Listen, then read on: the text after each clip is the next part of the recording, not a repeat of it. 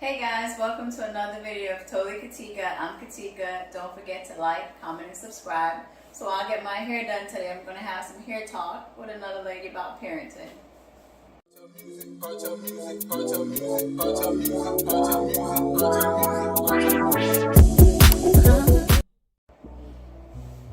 So I'm here, so thank you for joining me while I get our hair done to have this conversation as well.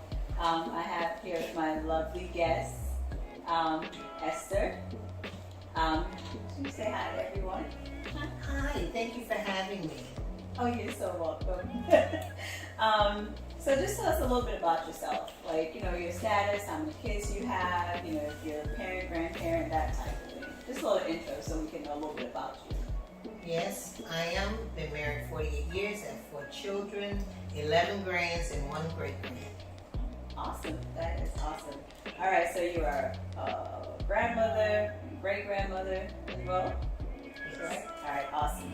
So, being a parent, tell us a little bit about that journey. It was one of the best journeys in life. Lots of challenges in terms of not knowing what to do, not having anyone to go to ask. So what we resorted to was prayer most of the time. We had to pray, and sometimes the answers to prayer didn't come soon enough, so you did trial and error. Well, that's good. So you mentioned challenges. That's so important. So what were some of those challenges that you faced? Because I know in today's world, being a mom now, there are challenges that I don't think my mom or her mom faced. So what were some of those challenges? But before that, what's the age group of your kids? Right now? Yes. Wow, I have to calculate. 40, I think. 48, 44, 42, and 36. Okay.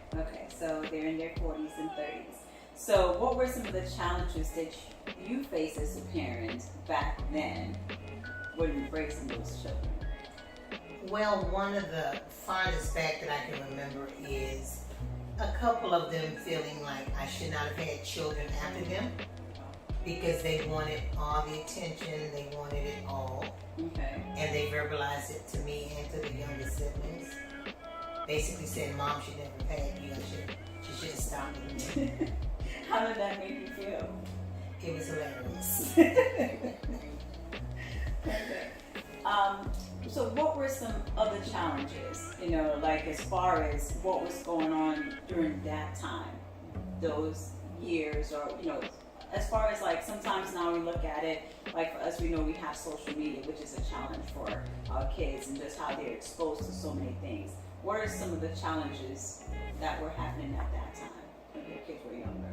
Well, you hit it on the head. Social media, we didn't have. Our kids, as well as most other kids at that time, did a lot of outside playing.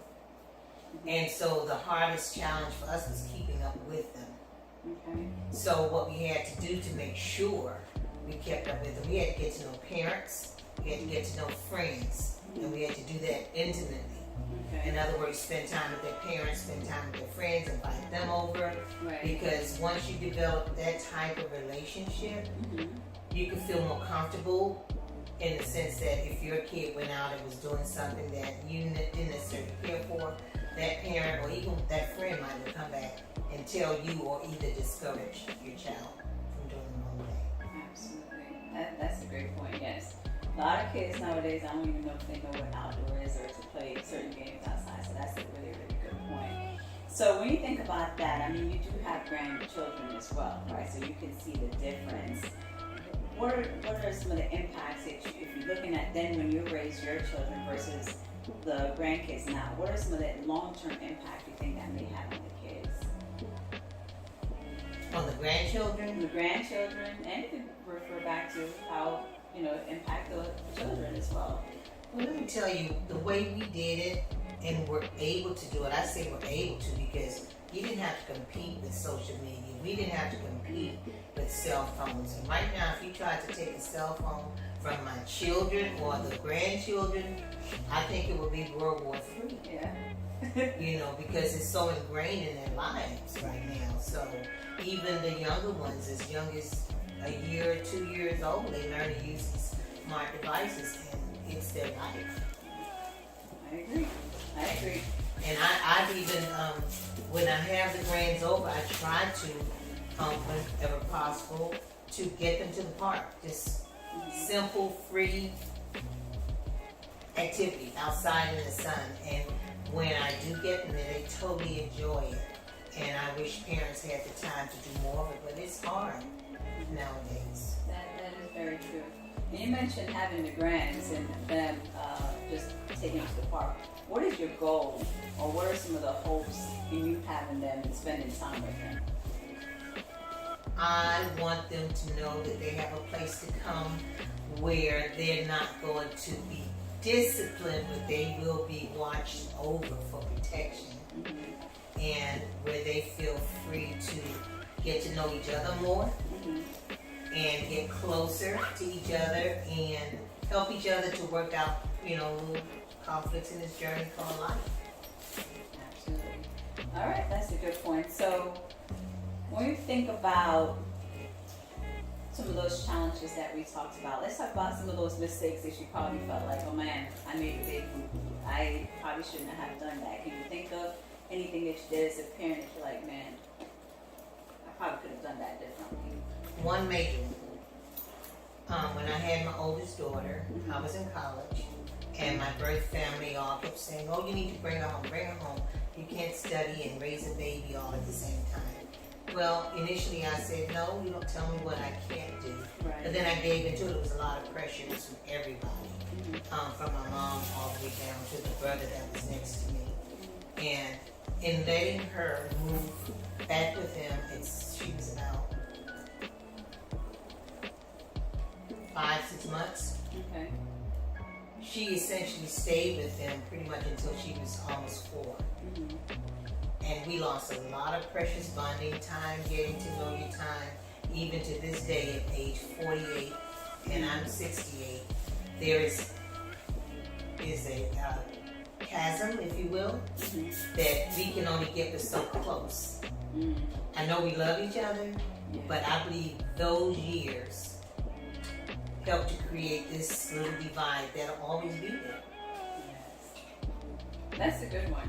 And I can definitely relate to that. I think that's a lot of times we miss the importance of those years. It's so crucial at 0 to 5 to really create that bond and be able to have that connection that is just unbreakable. So definitely understandable. So with that being said, what is an advice that you can give to parents now when raising their children, or how important it was, or how important it is to actually take that opportunity if they can to be with that child?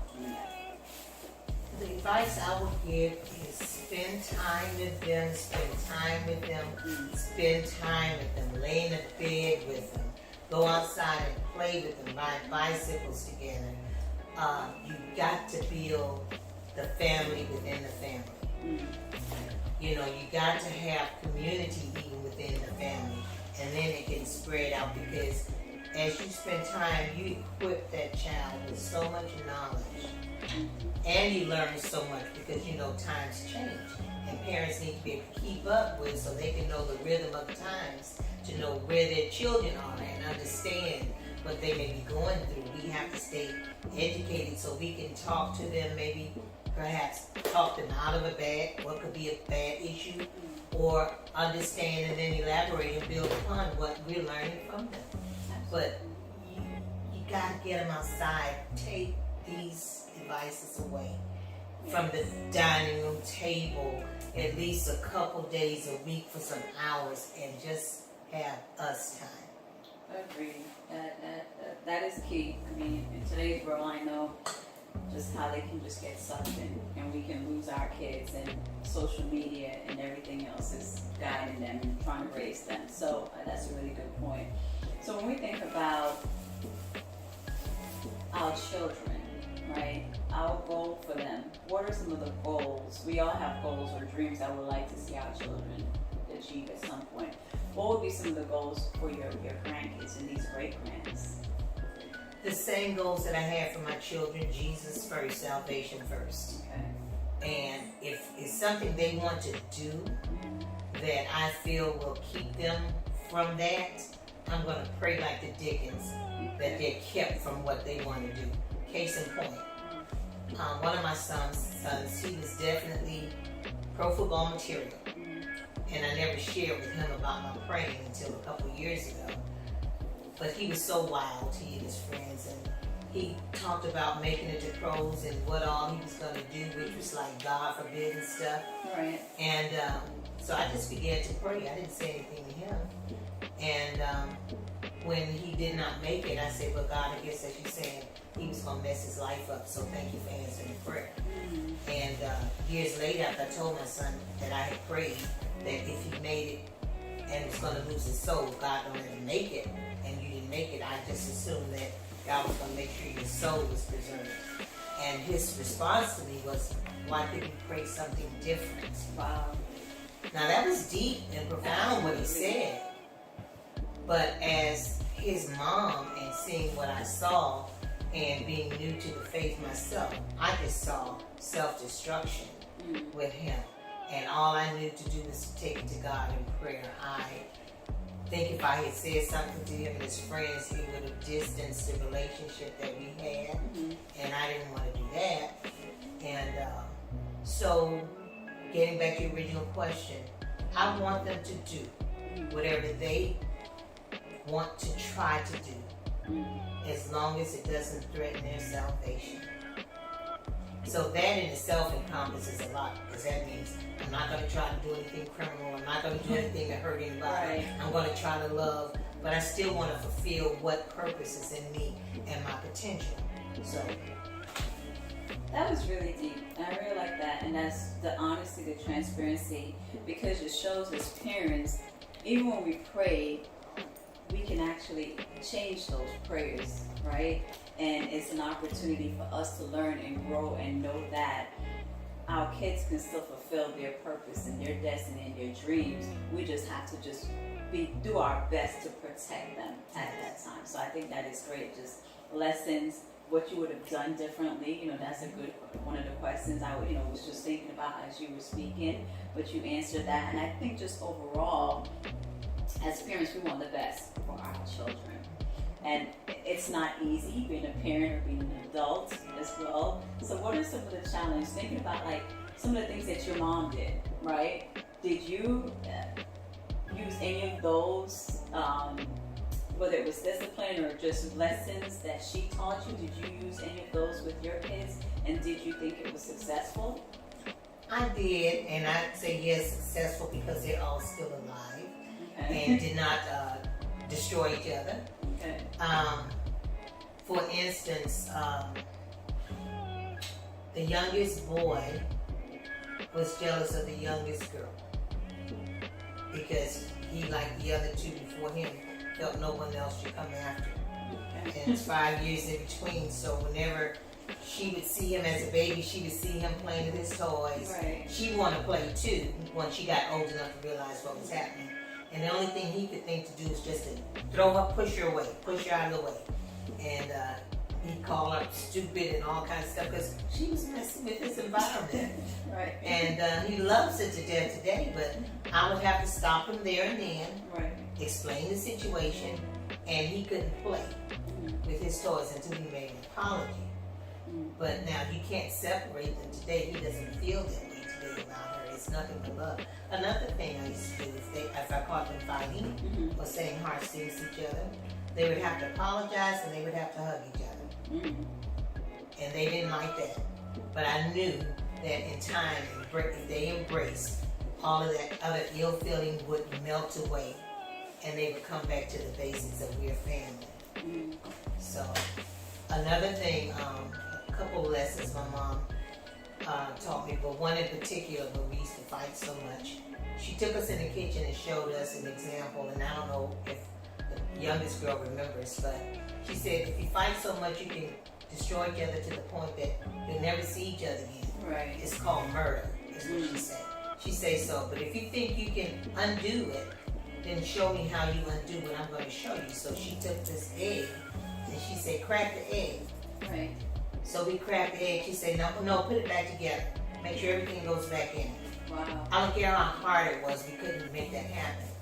So next step was, okay, let's put all this liquid into the frying pan. Mm-hmm. And they would go in the hot frying pan. When it cooked, everything changed, the consistency.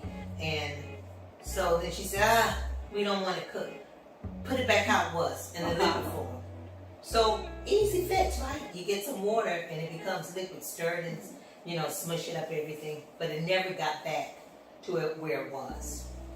And she said, that's what's going to happen if you continue to argue and fight with each other. Wow. One day someone's going to get so angry, you're going to kill the other one, and you're never going to be able to get it back to this little egg. Wow. It was a very well-learned lesson. Really, really powerful.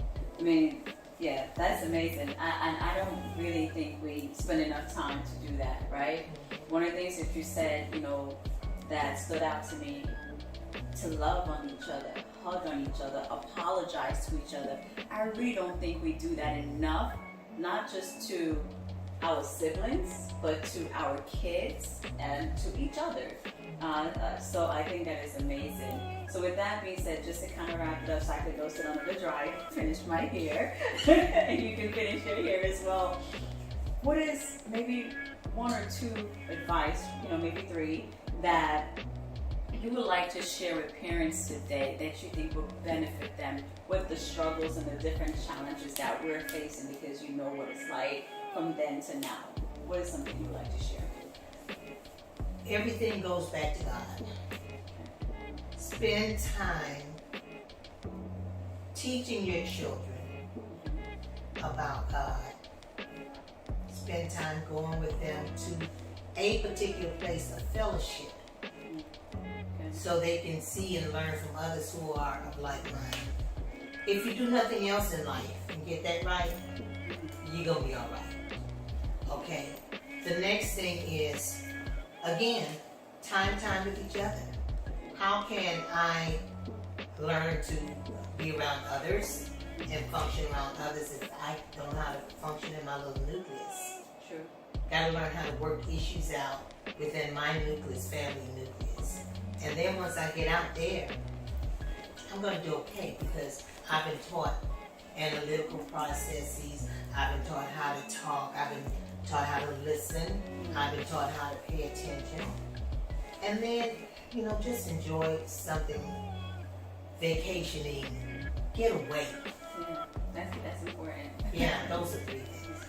Well, thank you again so much for sharing just a wealth of knowledge.